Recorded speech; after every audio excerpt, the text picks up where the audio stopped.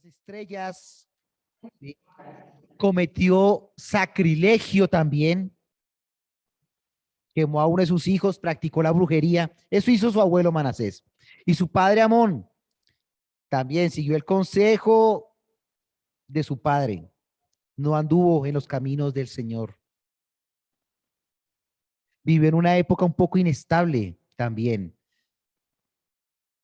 Desencadenó una guerra civil. Malos ejemplos. Bueno, ese fue el hogar que le tocó a Josías. Pero eso se convertía en una causa o en una justificación para que él siguiera los mismos caminos. Por supuesto que no. Por supuesto, no vamos a poder leer todo por cuestión de tiempo. Queda de tarea para que podamos hacer la lectura en casa, pero vamos a empezar a leer. Vamos a leer desde el versículo 22. Josías tenía, 22, versículo 1. Josías tenía 8 años cuando subió al trono y reinó en Jerusalén 31 años. Le comentaban a Lucía lo que iba a enseñar el día de hoy sobre Josías y le impactó mucho cuando le conté que Josías empezó a gobernar a los 8 años, la edad que Ana Lucía cumplió hace unos días, hace unas semanas, a la edad de 8 años. Es decir, tras de que había un prontuario por parte de su familia muy complejo, ¿sí? Un taita y un abuelo que habían sido unos malandros totales, le había tocado asumir un poco de responsabilidades que para su edad, pues imagínense ustedes esa escena de alguien siendo coronado rey a los 8 años de edad, desde un niño. Claro, seguramente tendría sus asesores, tendría sus mentores, por supuesto, pero tenía una responsabilidad y desde chiquito tuvo que afrontar un poco de cosas que uno diría, eso no es para su edad. No es para su edad. A los 8 años, ¿ustedes recuerdan cuando tenían 8 años?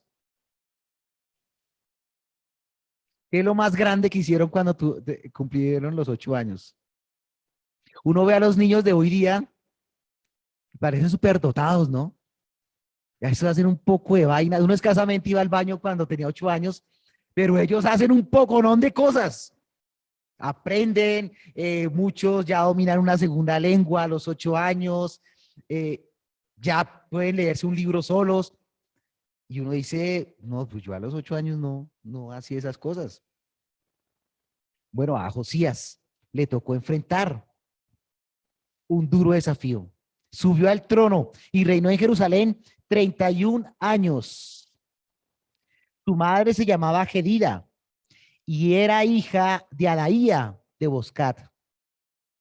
Él hizo lo que era agradable a los ojos del Señor. Él hizo lo que era agradable a los ojos del Señor. Y siguió el ejemplo de su antepasado David. No se apartó de lo que era correcto. Qué triste escuchar esta parte, ¿no? Del versículo cuando dice que, bueno, siguió el consejo de su antepasado David. O sea, no menciona ni a su papá, ni menciona a su abuelo, que seguramente hubieran podido haber ejercido una influencia muy fuerte en él.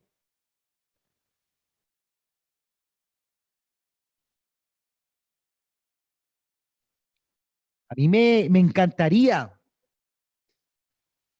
que algún día mis hijos dijeran, ando en los caminos del Señor como anduvo mi padre en los caminos del Señor. Para mí sería un descanso profundo a mi alma escuchar de mis hijos ello. Pero aquí dice que siguió el ejemplo de su antepasado David, es decir, tuvo que remontarse a varias generaciones atrás. Aquel recuerdo ese recuerdo que quedaba de una buena influencia, un tatarabuelo llamado David y quien amó al Señor. Hizo lo que era agradable a los ojos del Señor. Yo no sé qué registro en la memoria tenía Josías de su papá, pero ustedes saben que la primera infancia es la etapa más importante en la vida del ser humano, ¿no? Esa edad de los 0 a los 7 años, algunos ya hablan de 6, pero bueno, esos primeros años son fundamentales en la vida de un ser humano. Y seguramente Josías durante ese tiempo, durante esos primeros años de vida, vio cosas que no eran agradables. Como seguramente nuestros hijos hoy ya están viendo cosas que no son agradables.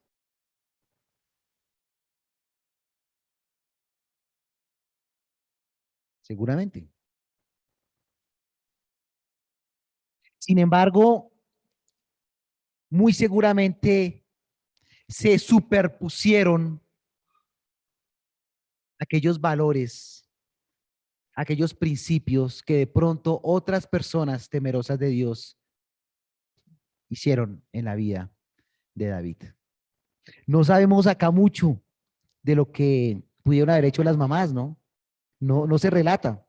En otros pasajes de las escrituras vemos la influencia que ejerció la mamá o incluso la abuela en la vida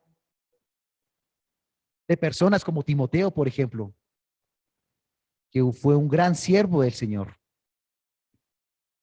Pero lo que sí es claro es que si Josías llegó a convertirse en un hombre que decidió amar al Señor a pesar de ese prontuario, es porque tuvo una influencia muy fuerte que marcó su vida y que lo hizo coger un camino diferente al que había cogido su papá y había cogido su abuelo.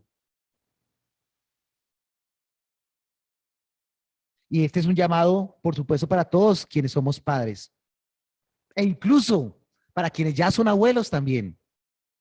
La influencia tan enorme que podemos jugar, de que podemos tener en la vida de nuestros hijos o en la vida de nuestros nietos, a pesar de que el escenario en el cual estamos en este mundo no es un escenario nada atractivo,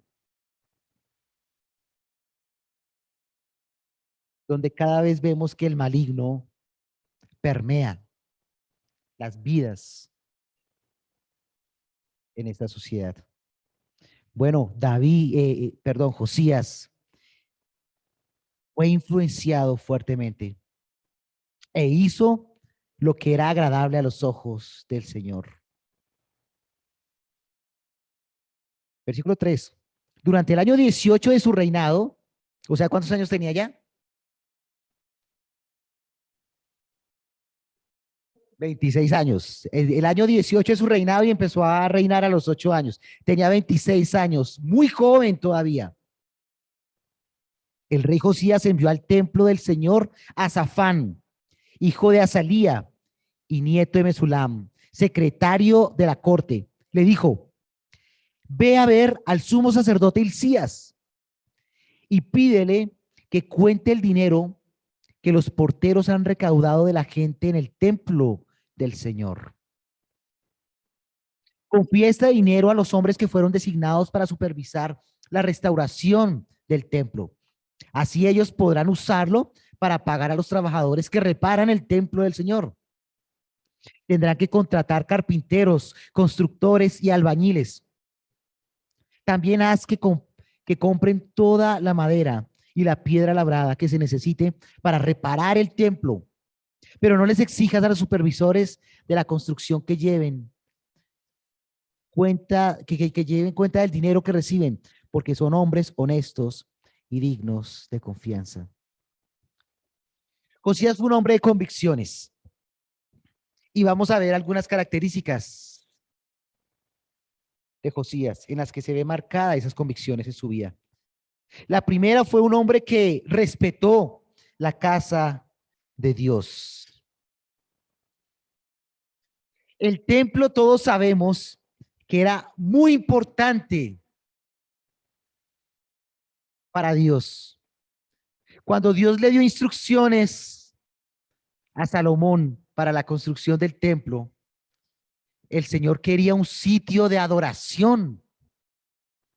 Y cuando uno lee con detalle las características que tenía el templo, unos detalles, una minuciosidad, eso nos permite comprender que era muy importante para Dios el templo. Y todos esos detalles que tenían una razón de ser se tipificaban en eso, en lo solemne, lo devoto, lo sagrado y lo que debía convocar al pueblo, no por el templo mismo, sino por lo que representaba el templo, el lugar de adoración del pueblo. Entonces el templo debía ser el sitio más hermoso de todos. Pero el pecado de Israel había llegado a tal punto que cuando leemos estos versículos nos damos cuenta que el templo estaba vuelto nada. Se habla de reparaciones, se habla de recoger dinero, se habla de carpinteros, de que hay que comprar insumos, piedra se necesita, madera. El templo estaba en ruinas. Y eso demuestra mucho de cómo estaba el corazón de Israel. Si el lugar de adoración estaba vuelto nada, pues eso quiere decir que Dios era poco o nada importante para los judíos. Josías hizo respetar la casa de Dios. Y aquí se ve su deseo de poder arreglar, reparar el templo. Si el templo estaba vuelto nada, es porque la gente no había vuelto a entrar al templo. Es porque el culto había menguado.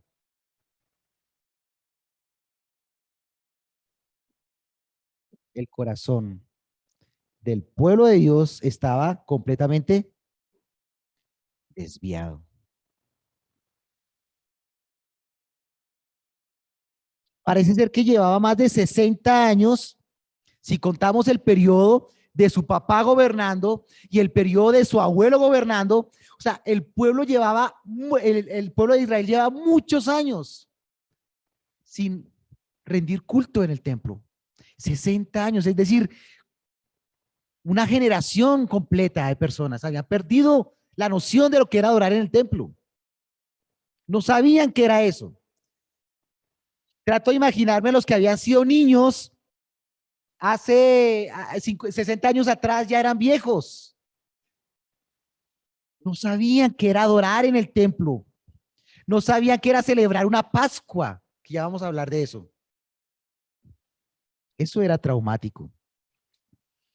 Hemos conversado de pronto con varios, ¿no? De lo impactante que ha podido ser esta pandemia en este año y medio largo para los niños, ¿no? Para nosotros, pero para todos, pero especial para los niños, de pronto los más pequeños que ya no recordaban qué era reunirse. Y por eso la expectativa y la alegría de muchos ahorita que vimos a los niños cuando se reencontraron y el culto. Y sufríamos por eso, porque esto es un escenario muy importante. Y cualquiera dirá, no, pues yo ahí en la pantalla, pues chévere, pues igual ahí veo el culto. No, pero no es lo mismo. Y creo que en este año y medio nos dimos cuenta que no es igual. Por más cómodo que yo esté en mi casa, no es igual estar compartiendo con los hermanos presencialmente.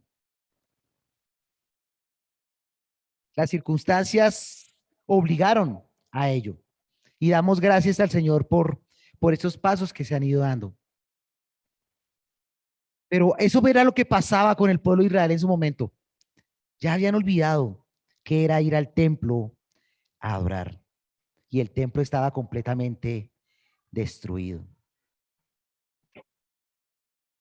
Josías estaba empeñado en arreglar la casa de Dios. Josías estaba empeñado en recoger la basura, limpiar. ¿Cómo es posible que la casa de Dios esté con telarañas? Como lo dice ahí en todo el pasaje. No lo vamos a leer por tiempo, pero había que limpiar. Josías, como hombre de convicciones, quería respetar la casa del Señor. La casa del Señor tiene que ser pulcra, limpia. Hermanos, y cuando hacemos esto extensivo a lo que es nuestra vida como hijos de Dios, y cuando la palabra de Dios enseña en Corintios 3 que nosotros somos templo de Dios, pues la cosa se complica mucho más, ¿no? Porque ya no estamos hablando simplemente de un escenario limpio, un escenario físico limpio y bonito. Estamos muy contentos por este sitio que nos ha dado el Señor, ¿no? Quién sabe hasta cuándo nos tenga el Señor acá, pero estamos felices porque, porque esto está cachetudo, ¿no? Está chévere. De, iglesia con parque propio, zona verde, mejor dicho, hasta para poner canchas de fútbol ahí. Eso, ese privilegio no lo tienen muchos locales en Colombia. No sabemos hasta cuándo nos tenga el Señor aquí, pero queremos tenerlo limpio. ¿Qué tal hubiéramos llegado esta mañana y esto desordenado, cochino? No, está bonito. Pero saben, cuando la palabra del Señor dice que nosotros ahora somos el templo del Señor, pues eso nos pone en una situación mucho más compleja, porque nos lleva a mirar nuestras propias vidas. Y la pregunta que quiero que nos hagamos, hermanos, en este momento es, ¿cómo está este templo? Este templo está lleno de telarañas, está lleno de basura, está lleno de desorden, ¿cómo está ese templo?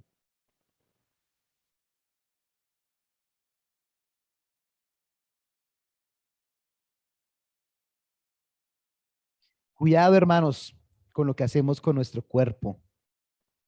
Cuidado con lo que hablamos.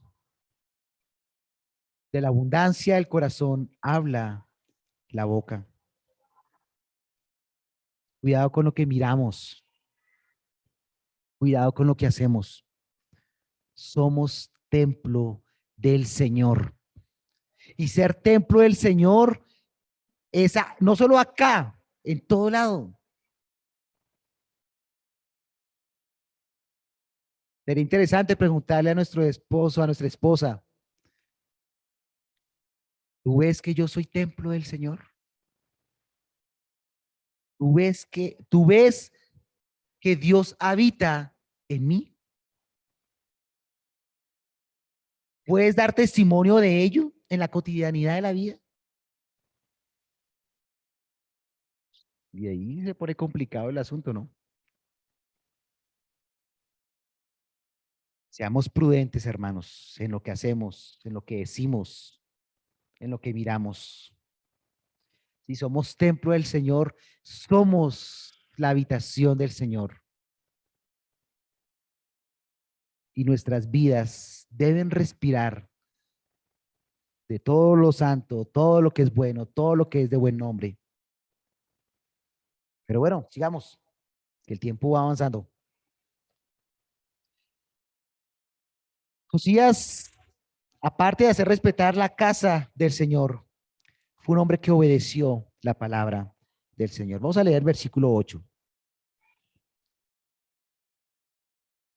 El sumo sacerdote Hilcías le dijo a Safán, secretario de la corte, he encontrado el libro de la ley en el templo del Señor. Entonces Hilcías le dio el rollo a Safán y él lo leyó. Oiga, este pueblo estaba tan perdido que ya lleva casi medio siglo sin tener la palabra de Dios consigo.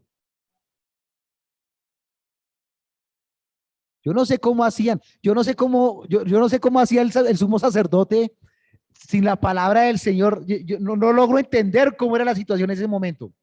Un templo vuelto nada, la palabra del Señor se había perdido, estaba por allá refundida.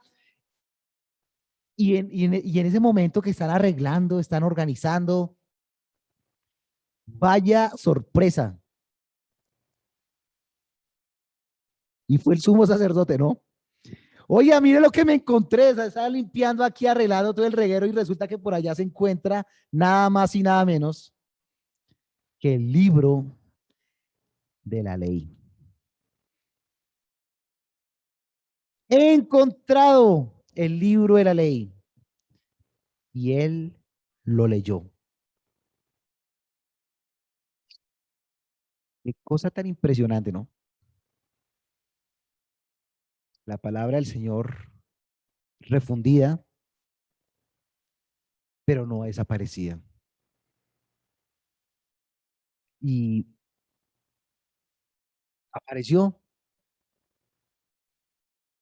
Y cuando aparece, entonces dice el versículo 9, Safán fue a ver al rey y le informó: los funcionarios han entregado el dinero recaudado en el templo del Señor a los trabajadores y a los supervisores del templo. Safán también le dijo al rey: el sacerdote Hilcías me entregó un rollo. Así que Safán se lo leyó al rey. Cuando el rey oyó lo que estaba escrito en el libro de la ley, rasgó su ropa en señal de desesperación.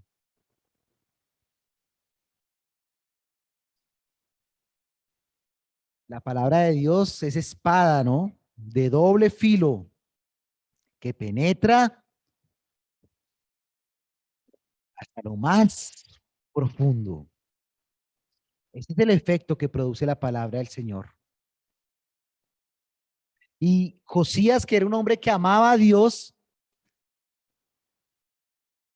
cuando tiene conocimiento de lo que dice la palabra del Señor, pues, ¿cuál es su reacción? Rasgar sus vestiduras. Rasgar sus vestiduras. El pueblo de Israel había quedado en total pecado. Había caído en el pecado. Estaba apartado del Señor.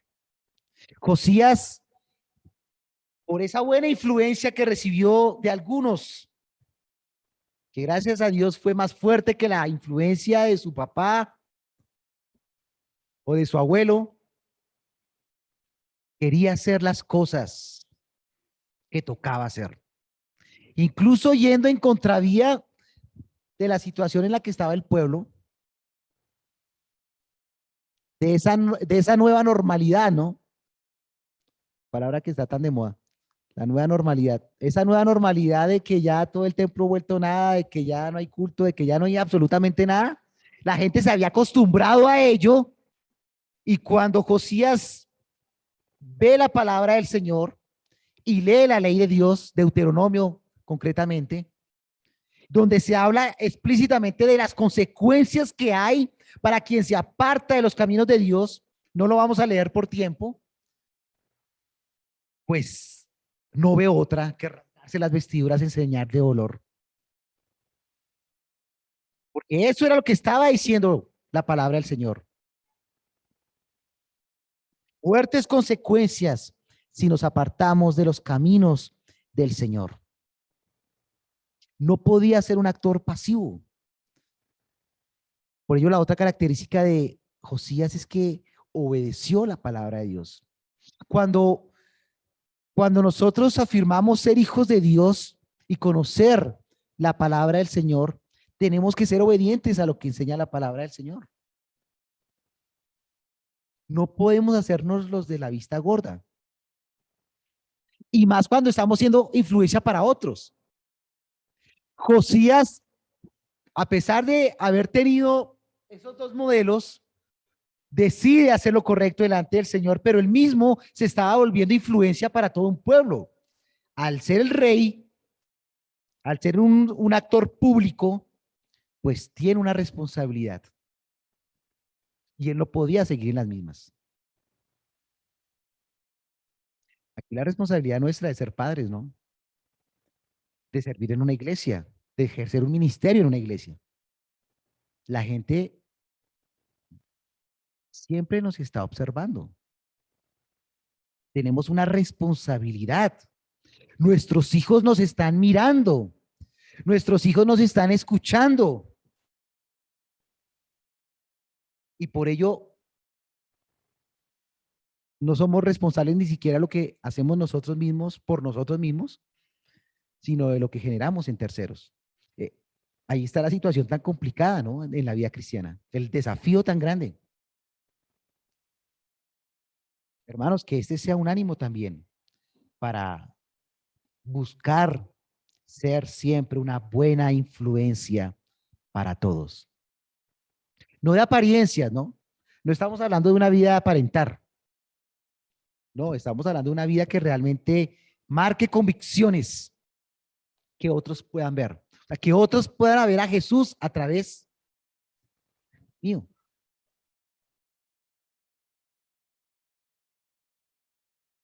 Versículo 12. Luego, o sea, luego de rasgarse sus vestidos, versículo 12, luego dio las siguientes órdenes a Hilcías, el sacerdote, a Icam, hijo de Safán, a Acbor, hijo de Micaías, a Safán, secretario de la corte, y a Asaías, consejero personal del rey. Vayan al templo y consulten al Señor por mí, por el pueblo y por toda la gente de Judá. Pregunten acerca de las palabras escritas en este rollo que se encontró, pues el gran enojo del Señor arde contra nosotros, porque nuestros antepasados no obedecieron las palabras de este rollo. No hemos estado haciendo todo lo que dice que debemos hacer. Efectivamente, estas personas fueron a consultar, ¿sí? A una mujer, era una profetisa, la profetisa Hulda, se llamaba ella. Y siempre genera curiosidad, ¿no?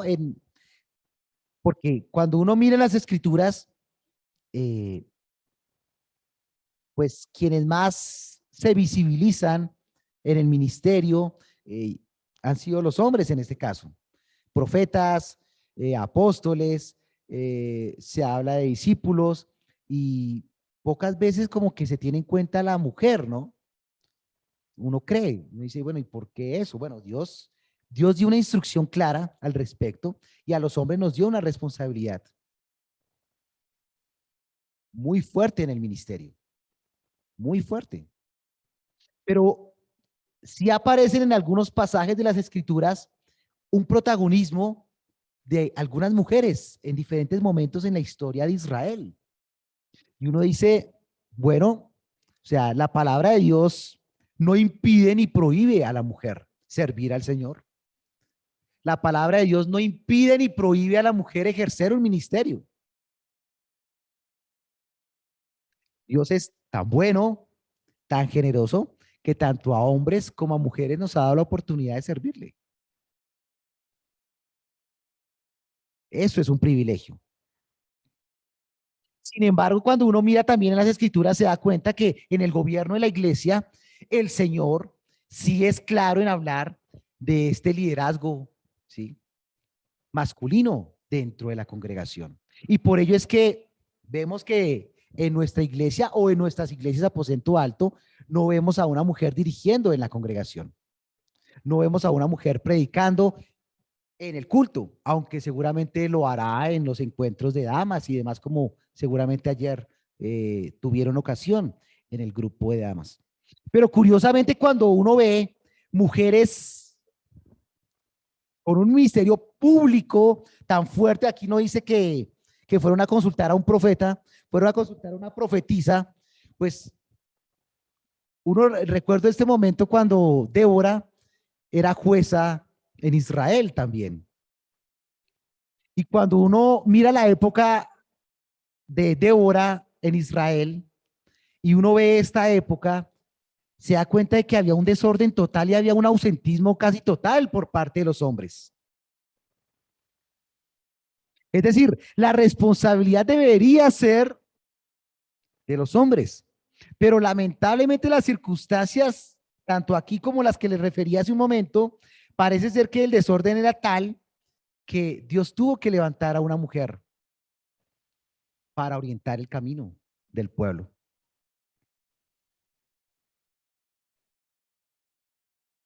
Conversaba hace algún tiempo con una mujer que era pastora, era la pastora de la iglesia.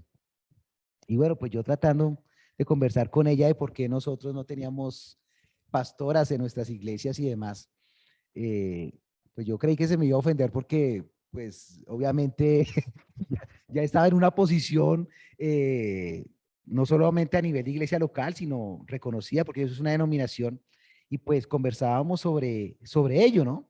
Y pues esta mujer me dijo algo que a mí me dejó frío, sí, me dejó frío completamente y casi sin palabras. Decía, es que no hay hombres. Yo quisiera no ejercer una posición de estas. No quisiera, la verdad, pero no hay hombres. Y se han ido, vienen acá o se sientan, calientan silla y no hacen más. No los hay. Y por supuesto que esa respuesta me dejó muy triste, ¿no? Porque es cierto que uno ve dentro de la iglesia local un dinamismo muy fuerte por parte de las mujeres. Y creo que muchos hemos conocido casos de familias que han llegado a los caminos del Señor por la perseverancia que ha llevado a cabo la mamá o la abuela o la tía, etcétera. Y el hombre desafortunadamente ha brillado por su ausencia. Y eso es muy triste, bastante, bastante triste. Hermanos, y esto es un llamado a los varones particularmente. Estamos llamados para liderar. Pero qué bueno este tipo de liderazgos que nos está mostrando un hombre como Josías, por ejemplo. Un hombre que se echó al hombro la responsabilidad de enderezar al pueblo en una época muy difícil, muy complicada, donde el Señor tuvo que levantar a una mujer para que ejerciera ese ministerio que seguramente debió haber ejercido un hombre. Y bueno, esta mujer, con mucha sabiduría de parte del Señor, da claridad sobre lo que tienen que hacer. Volver a los caminos del Señor y hacer lo que toca hacer. Reactivar cosas tan importantes como la Pascua, por ejemplo, que era tan importante para Israel, pero para Dios que le había mandado a Israel, pero que Israel no estaba llevando a cabo. Y la conclusión era allí sencilla: o vuelven a los caminos del Señor o habrán consecuencias. Eso llevó a que Josías obedeciera y llevara a cabo una serie de reformas que por tiempo no vamos a poderlas ver todas, pero hizo un poco de cosas muy importantes. Me gustaría que buscáramos en Segunda de Crónicas 34, 29.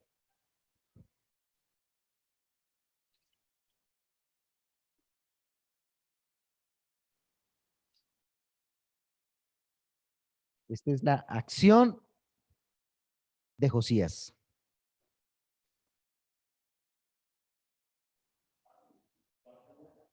Segunda de Crónicas 34, 29.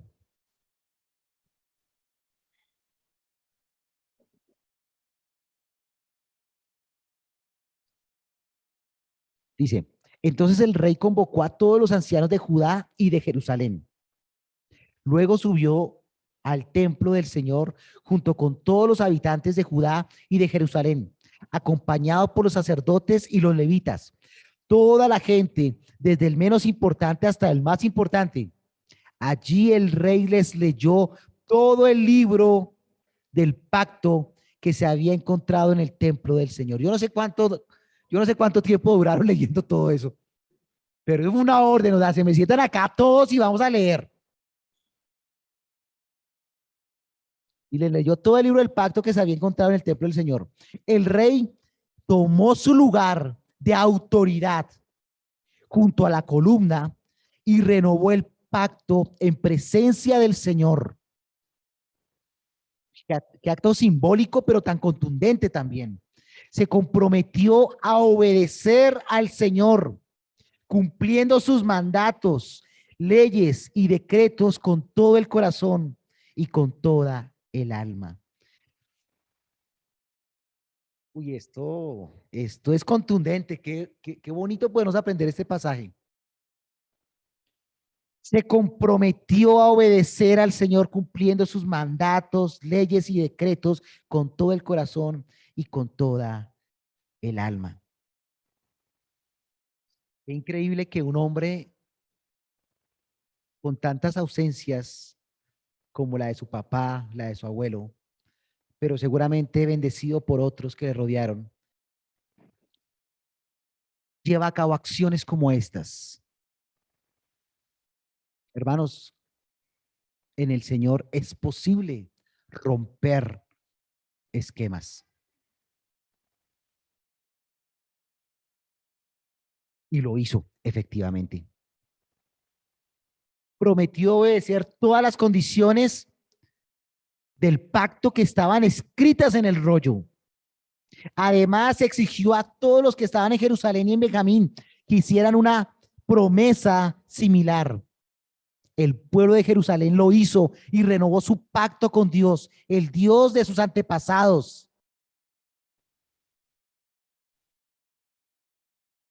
Josías quitó todos los ídolos detestables de toda la tierra de Israel y exigió que todos adoraran al Señor su Dios durante el resto de la vida de Josías.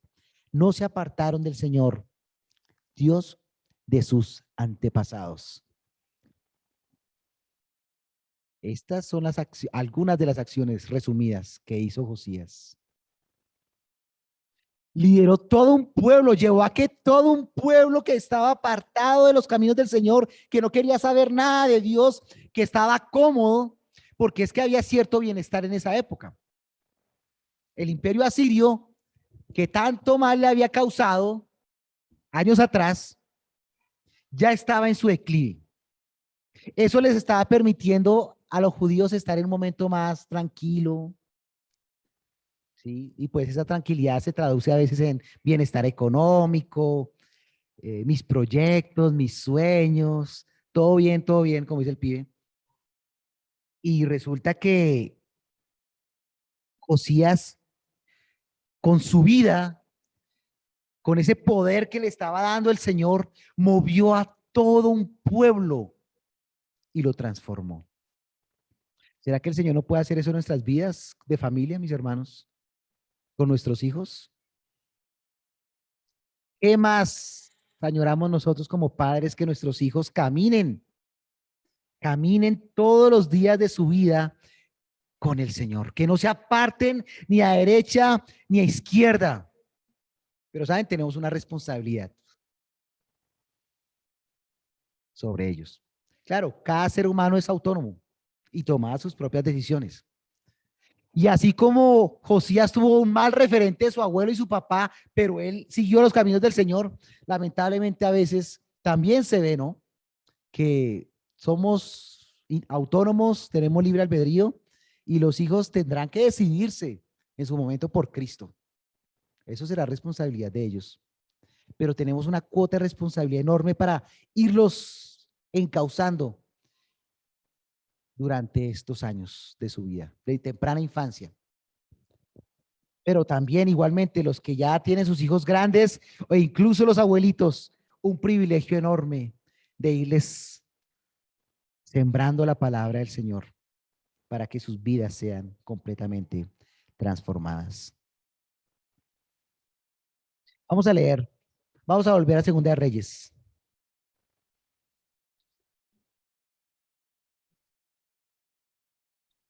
Versículo 21. Tenemos que avanzar, que se nos acabó el tiempo. Versículo 21 del capítulo 23 de Segunda de Reyes. Bueno, les recomiendo que en casa lean el capítulo 23 totalmente, porque es que ahí se describe todo lo que hizo. Todo lo que hizo es que fue un poco de reformas impresionantes. Uy, ojalá tuviéramos un presidente que mejor dicho impulsara un poco de reformas de este estilo, ¿no? Uy, eso sería maravilloso. Sí, pero fue contundente las reformas que llevó a cabo este hombre de manera radical. O sea, se fue contra la corriente, porque lo que era normal, él lo visibilizó como algo anormal a la luz de la palabra del Señor. Claro, seguramente no fue muy popular esas medidas, ¿no?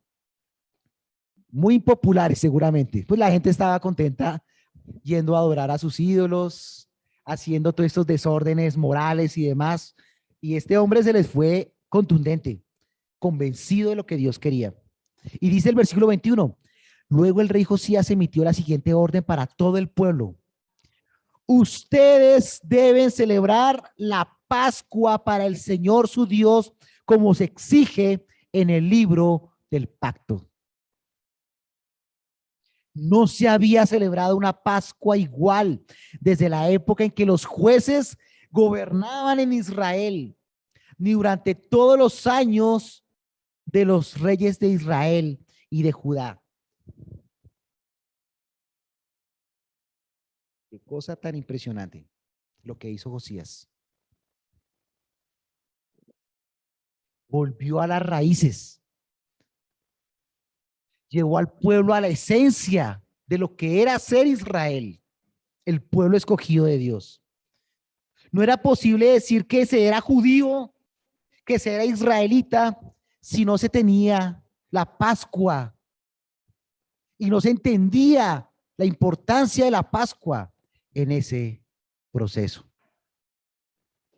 Y pues recordemos la Pascua, lo importante que era, mis hermanos. La Pascua recordaba ¿qué? ¿Qué recordaba la Pascua? Exactamente. La salvación de Israel, el rescate de Israel, lo que implicó rescatar a esa familia que estaba en esa casa fue salva porque la puerta tenía la sangre del cordero. Si no hubiera sido por esa sangre que les cubría, habría pasado el ángel de la muerte y habrían muerto. Bueno, esa sangre del cordero que les salvó la vida era símbolo de lo que Jesucristo hizo por nosotros. Hermanos, si la sangre de Cristo no nos hubiera cubierto a nosotros, hace rato habríamos dejado de existir.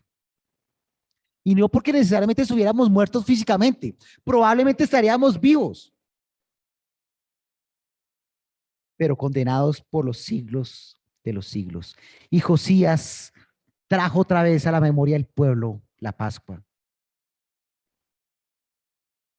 Y él dice que el pueblo celebró la Pascua de una manera que ni siquiera en la época de los jueces había celebrado. Es decir, ustedes recordarán la época de los jueces, fue la época inmediatamente siguiente a la llegada a la tierra prometida. O sea, después de haber habitado 40 años en el desierto, llegan los israelitas a la tierra, y ahora sí están en su casa y celebraron la Pascua, ahora sí, eso fue la gran fiesta. Bueno, desde esa época no se celebraba la Pascua como la celebró Josías. Y de hecho, antes de Josías hubo muy buenos reyes. Incluso el mismo rey David, el que decía ante un momento que hace un momento atrás decía que como su antepasado David. Es decir, Josías llevó a cabo una Pascua que ni siquiera desde la época de David se celebraba. No se había celebrado una Pascua igual desde la época de los jueces. Versículo 24. Josías también se deshizo de los mediums y los videntes, de los dioses familiares, de los ídolos y de todas las demás prácticas detestables, tanto en Jerusalén como en toda la tierra de Judá. Lo hizo en obediencia a las leyes escritas en el rollo que el sacerdote Hilcías había encontrado. Versículo 25. Nunca antes hubo un rey como Josías que se volviera al Señor con todo su corazón, con toda su alma y con todas sus fuerzas, obedeciendo todas las leyes de Moisés. Desde entonces, nunca más hubo un rey como él.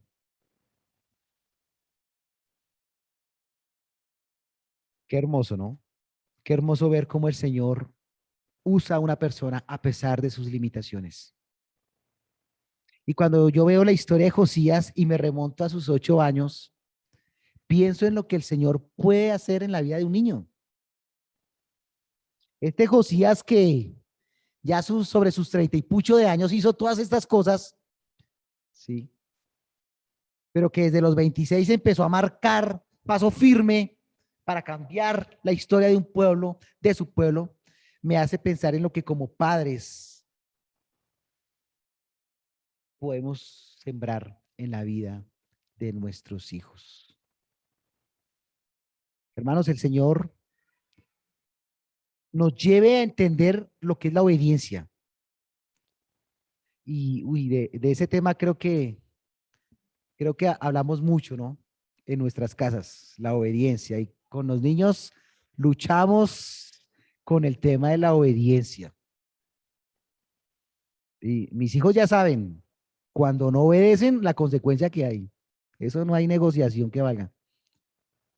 Cuando tú desobedeces, ya sabes lo que viene pierna arriba, literalmente, la varita. Y es una lucha fuerte enseñarles la obediencia, pero lo es para nosotros también. Es que nosotros estamos en esa tarea de obedecer, que a veces nos proyectamos es que el niño tiene que aprender a obedecer y es que es más desobediente y es que le voy a dar vara. Y sí, pero ¿cómo están nuestras vidas también? Y cuando nos miramos a la luz de la palabra del Señor, llevamos vidas en desobediencia, porque sabemos lo que toca hacer, pero no lo hacemos. No lo hacemos. Dios quiere que hablemos con la verdad, pero decimos mentiras. Dios quiere que le sirvamos, pero no nos animamos a servirle. Y siempre decimos, no, es que no es el momento, no es el tiempo. Hay que esperar. Y hay que esperar y se nos van 90 años esperando. Hermanos, Josías aprendió lo que es la obediencia. Y la obediencia no solamente cambió su vida, sino que cambió la vida de toda una generación. El Señor quiere que seamos obedientes y que nosotros cambiemos la vida de toda una generación. Afuera, dentro de nuestros mismos hogares, tenemos una responsabilidad enorme, que sabemos que no es por nuestros propios medios, pero el Señor que hace todo posible es quien nos respalda. Alabado sea el nombre del Señor. Muchas gracias, hermanos.